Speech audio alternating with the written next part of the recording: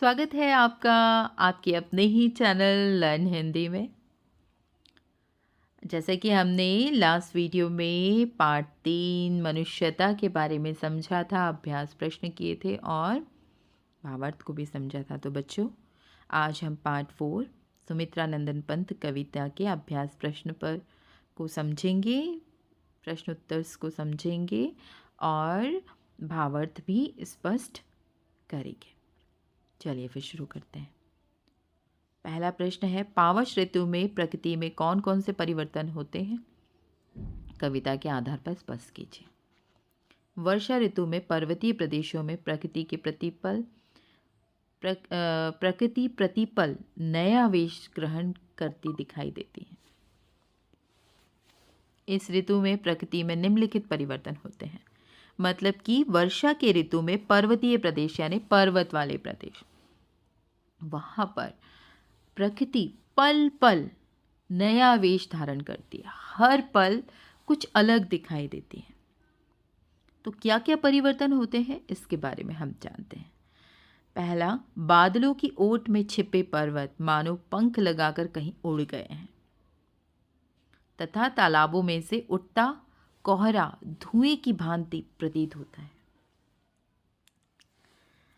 पर्वतों से बहते हुए झरने मोतियों की लड़ियों जैसे प्रतीत होते हैं।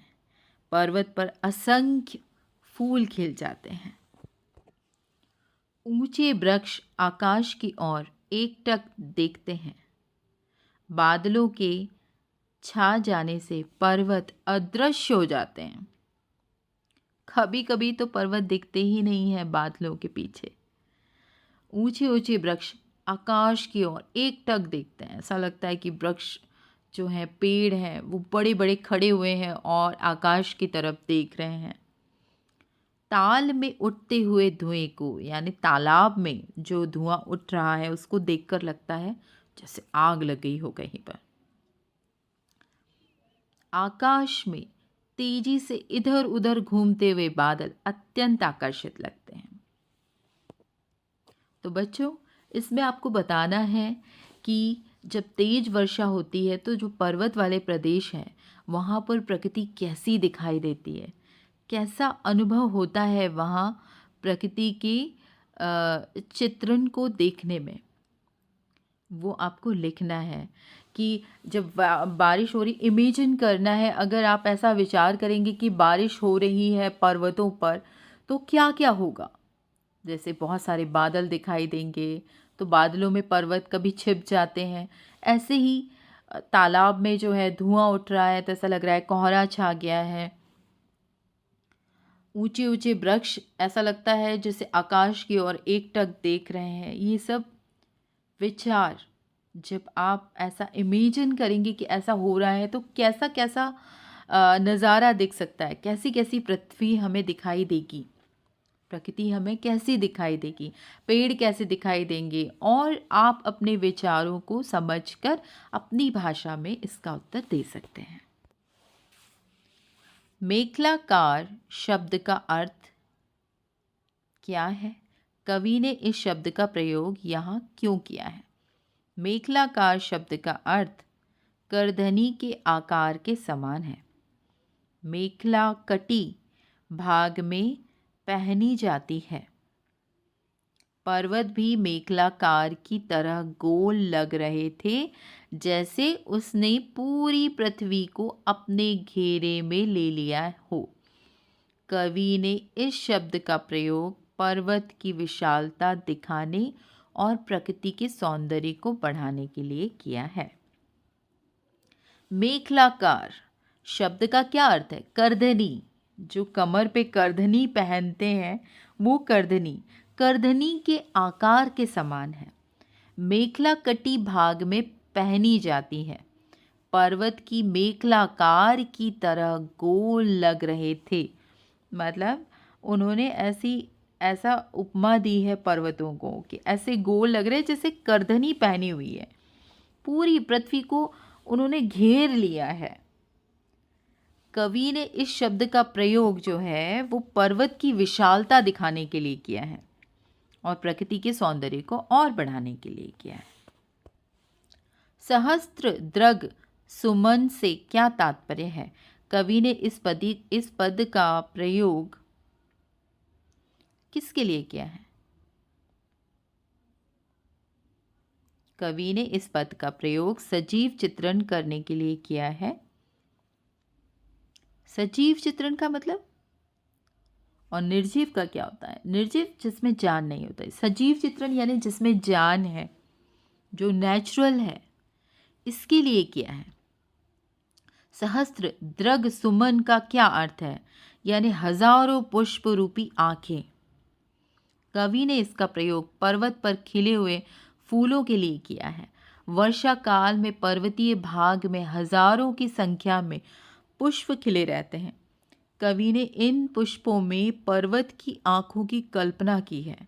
ऐसा लगता है मानो पर्वत अपने सुंदर नेत्रों से प्रकृति की छटा को निहार रहे हैं। कवि ने तालाब की समानता किसके साथ दिखाई है और क्यों? कवि ने तालाब की तुलना दर्पण से की है।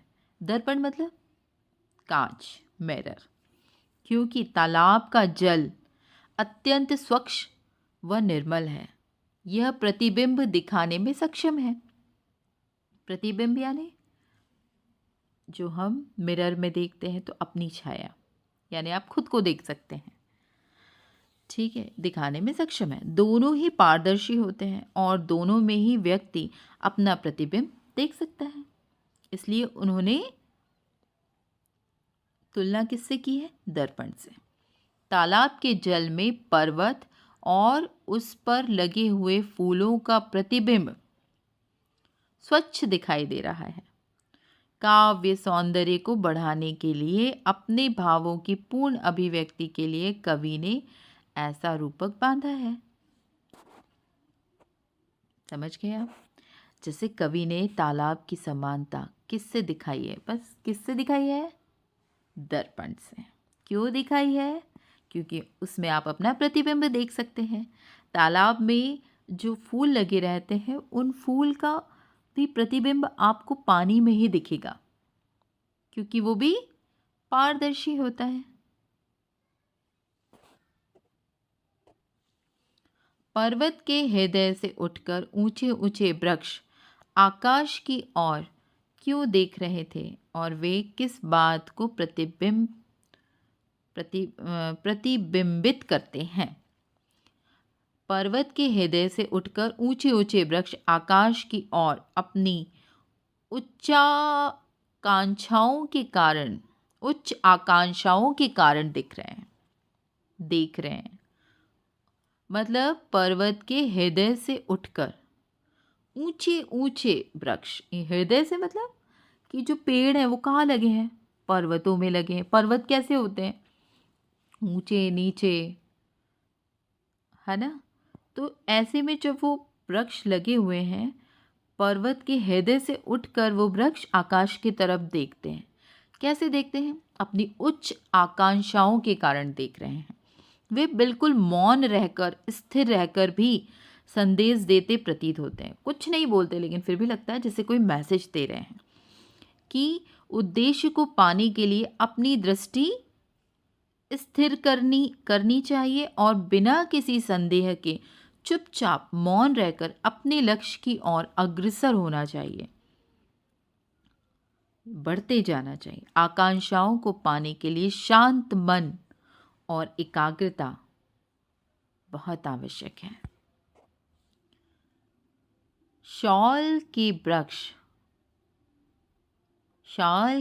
वृक्ष भयभीत होकर धरती में क्यों धंस गए?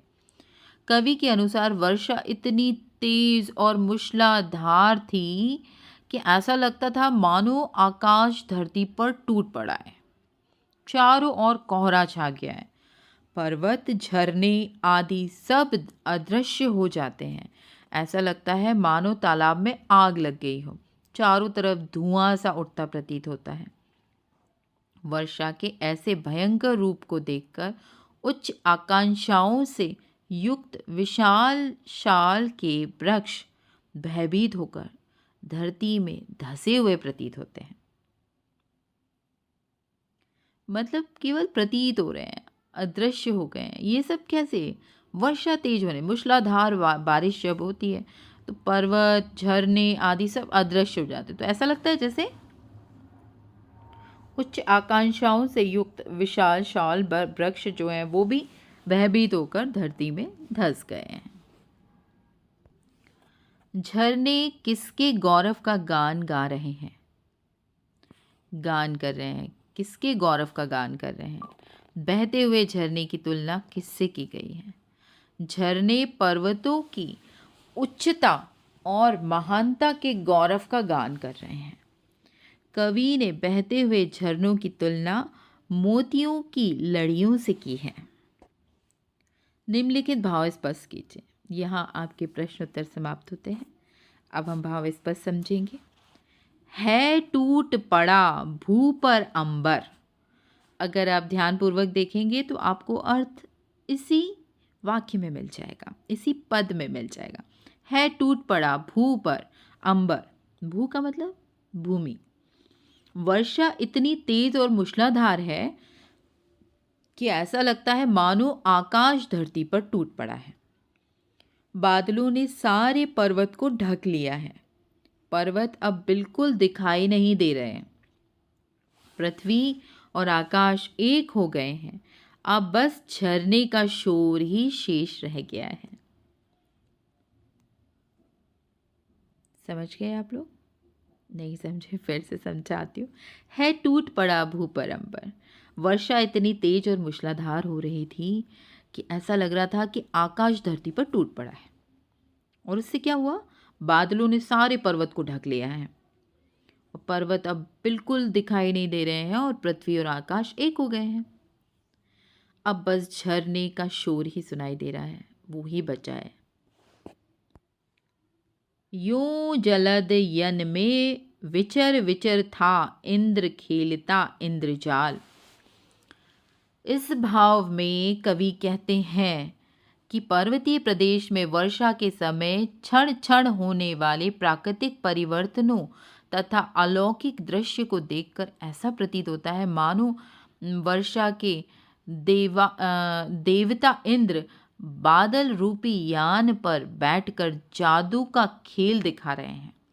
आकाश में उमड़ते घुमड़ते बादलों को देखकर ऐसा लगता है जैसे बड़े बड़े पहाड़ अपने पंखों को फड़फड़ाते हुए उड़ रहे हैं और बादल का उड़ना, चारों ओर धुआं होना और मूसलाधार बारिश होना, ये सब जादू के खेल के समान दिख रहा है। गिरिवर के उर से उठ उठकर उच्च आकांक्षाओं से तरुवर है। झांक रहे नीरव नभ पर अनिमेष अटल कुछ चिंता पर। इसका भाव है कि वृक्ष भी पर्वत के हृदय से उठ उठकर ऊंची आकांक्षाओं के समान शांत आकाश की ओर देख रहे हैं। वे आकाश की ओर स्थित दृष्टि से देखते हुए यह प्रतिबिंबित करते हैं कि वे आकाश की ऊंचाइयों को छूना चाहते हैं। इसमें उनकी मानवीय भावनाओं को स्पष्ट किया गया है कि उद्देश्य को पाने के लिए अपनी दृष्टि स्थिर करनी चाहिए और बिना किसी संदेह के चुपचाप मौन रहकर अपने लक्ष्य की तरफ अग्रसर होना चाहिए। आकांक्षाओं को पाने के लिए शांत मन और एकाग्रता दोनों ही आवश्यक हैं। वे कुछ चिंतित भी दिखाई पड़ते हैं। तो बच्चों, ये पाठ यहीं समाप्त हुआ।